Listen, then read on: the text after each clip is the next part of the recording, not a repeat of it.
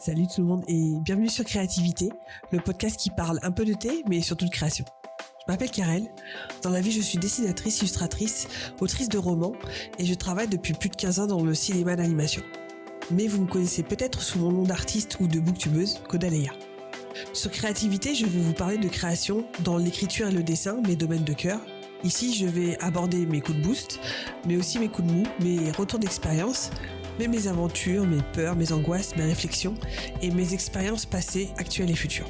Vous pouvez d'ores et déjà retrouver ce podcast sur Instagram, sur le compte créativité.podcast, donc créativité, T-H-E à la fin, et le tout sans accent. Mais ne vous inquiétez pas, tous les liens seront dans les notes de l'épisode.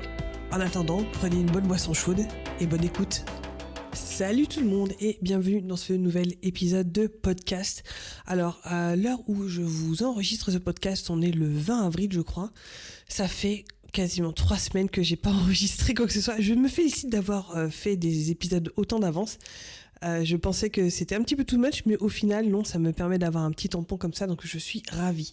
Que vous dire, donc on est le 20 avril comme je vous disais, je viens de rentrer depuis une semaine de ma convention Star Wars, donc j'étais vraiment à fond là-dedans, mais c'est pas pour ça que je viens vous parler dans ce micro.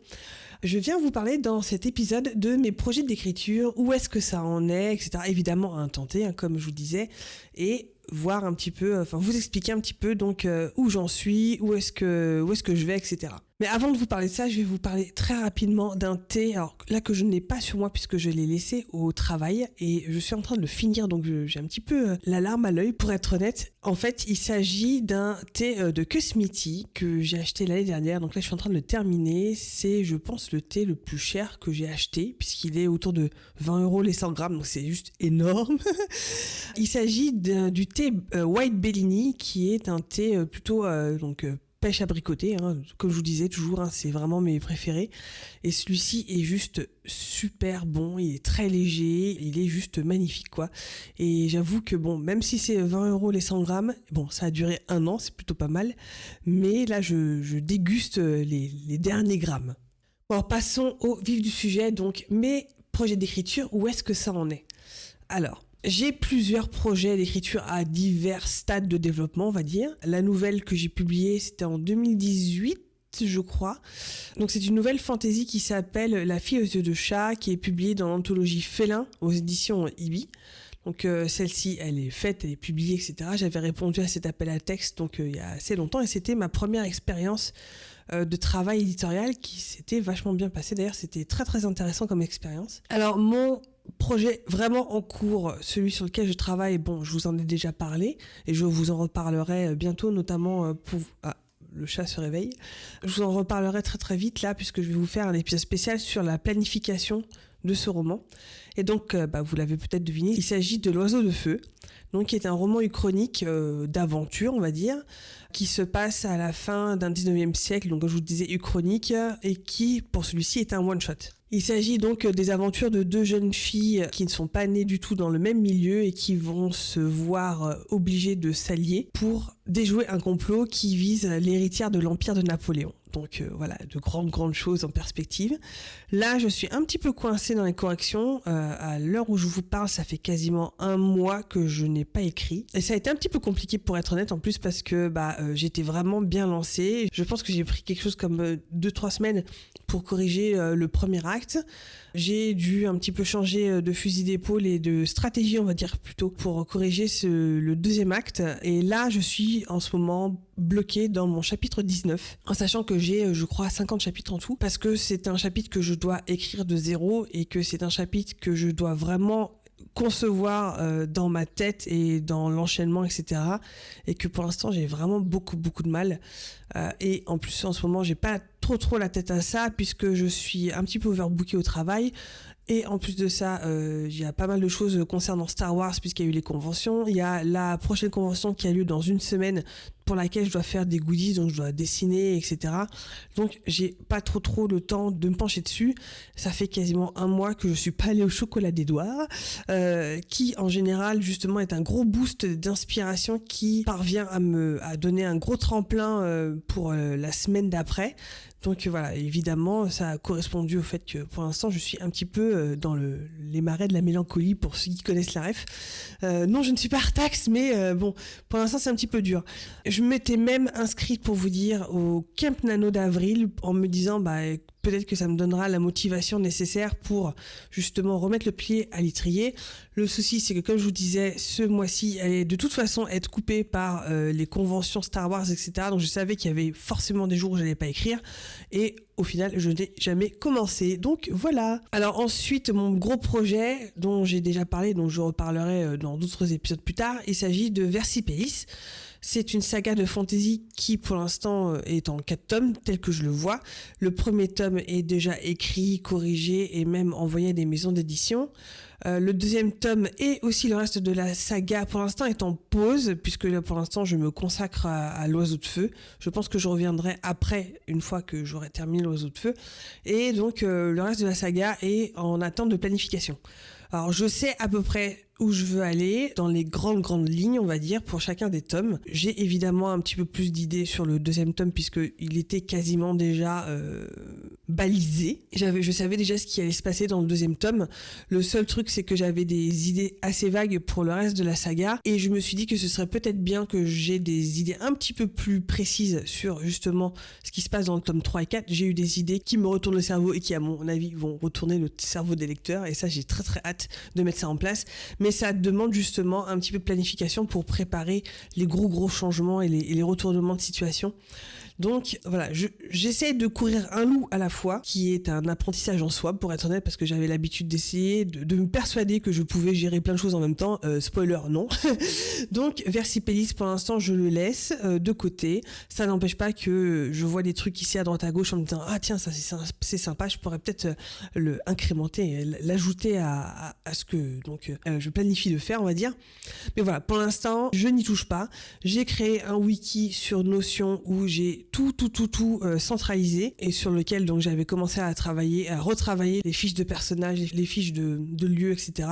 Tout ce dont j'aurais besoin, j'ai fait un Notion. Je pense que je ferai aussi un épisode là-dessus, et notamment surtout une vidéo YouTube, parce que je pense que ce sera un petit peu plus visuel, plus intéressant en tout cas au niveau visuel plutôt qu'en podcast. Mais voilà, je vous prépare ça.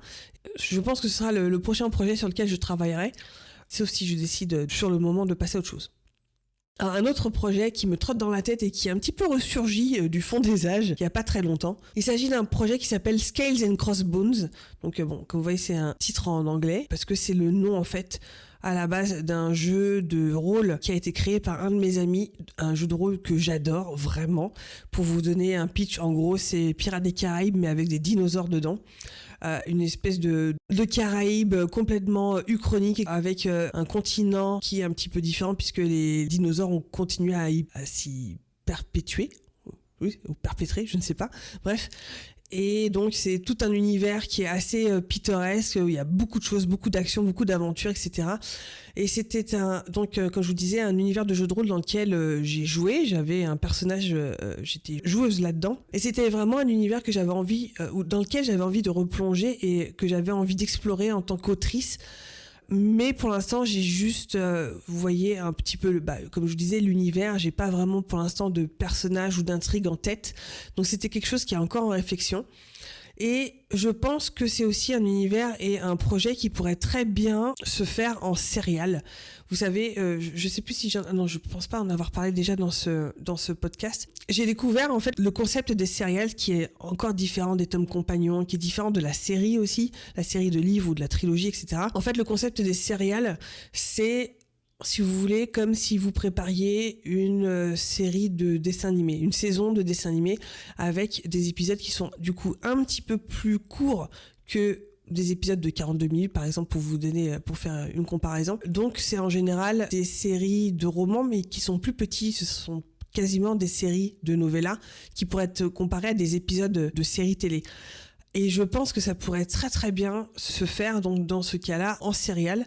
Alors, en sachant que ce serait peut-être du coup un projet qui ne pourrait pas intéresser les maisons d'édition, puisque les maisons d'édition ne sont pas trop intéressées par les novellas.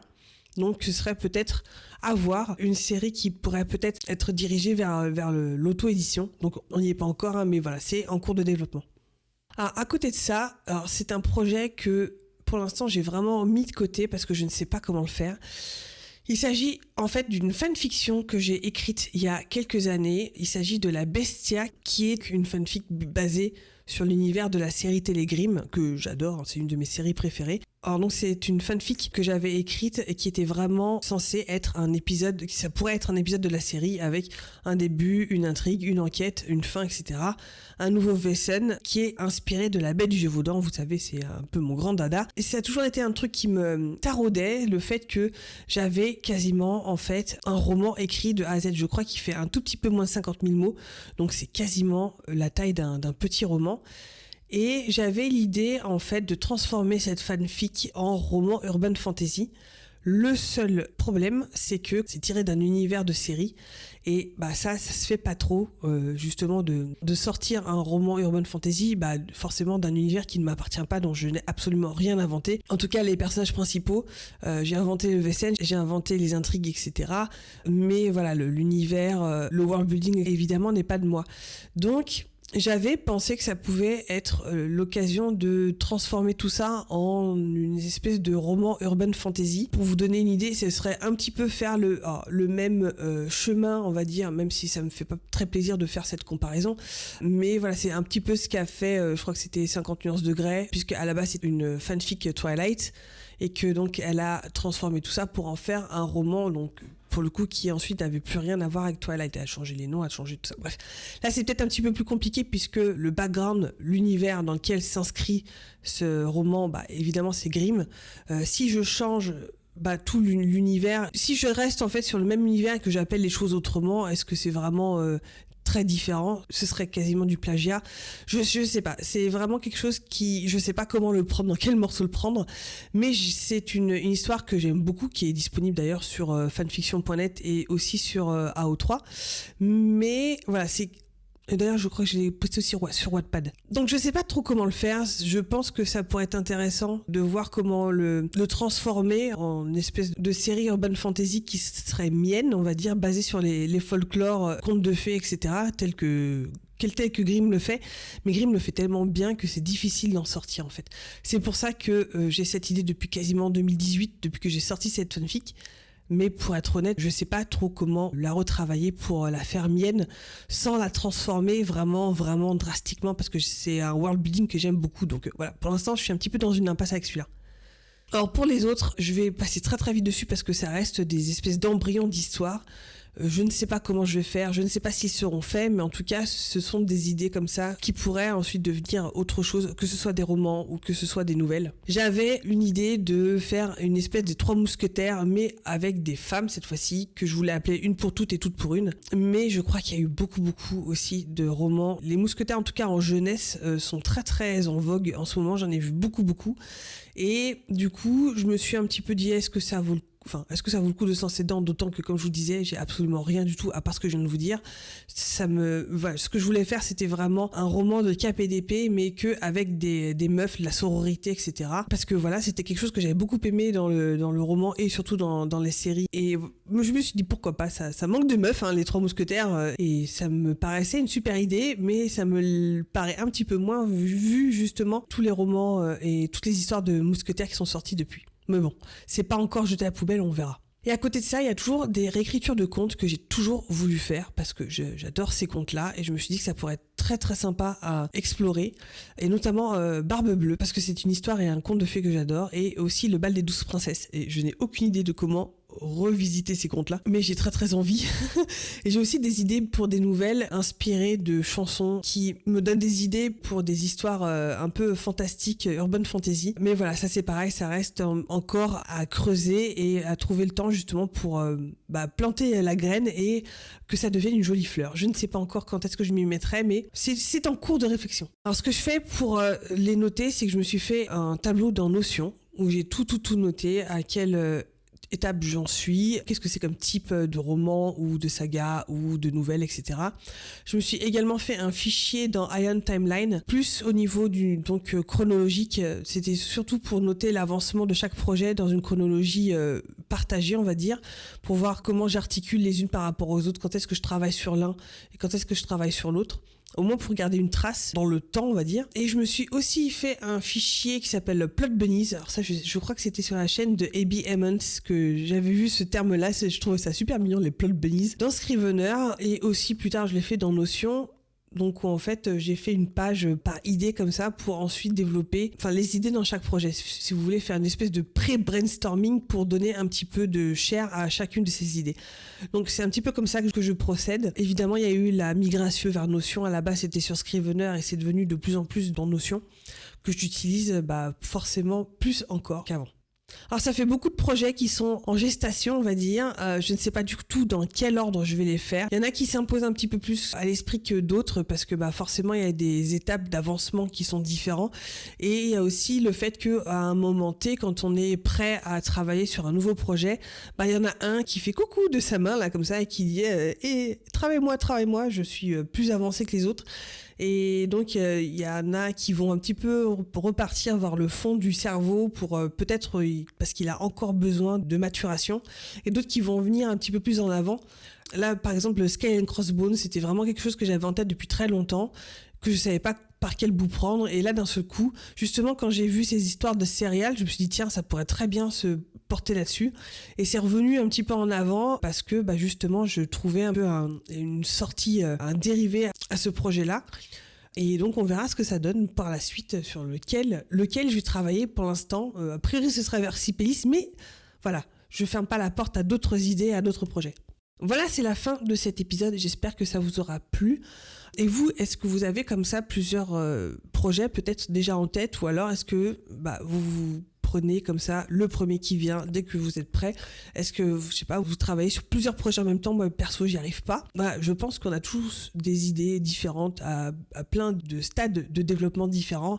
Et c'est ça qui donne envie justement d'avancer, parce qu'on a plein de marrons dans le feu qu'on a envie ensuite de travailler. Bref. Voilà, je vous fais des bisous. Je vous souhaite une très très bonne journée, une très bonne écoute. Et je vous dis à la prochaine dans un nouvel épisode. Ciao, ciao! Merci d'avoir écouté cet épisode. Si vous appréciez ce podcast, n'hésitez pas à laisser un commentaire sur mes réseaux ou 5 étoiles sur votre application de podcast préférée. Et si vous voulez engager une conversation, vous pouvez d'ores et déjà me trouver sur mes comptes personnels, Instagram, Twitter ou Twitch, sous le nom de Caudaléa, et sur le compte Instagram de ce podcast, Créativité, THE, ou tout sans accent, .podcast. Je vous dis à la semaine prochaine, et d'ici là, créez avec passion. Bye!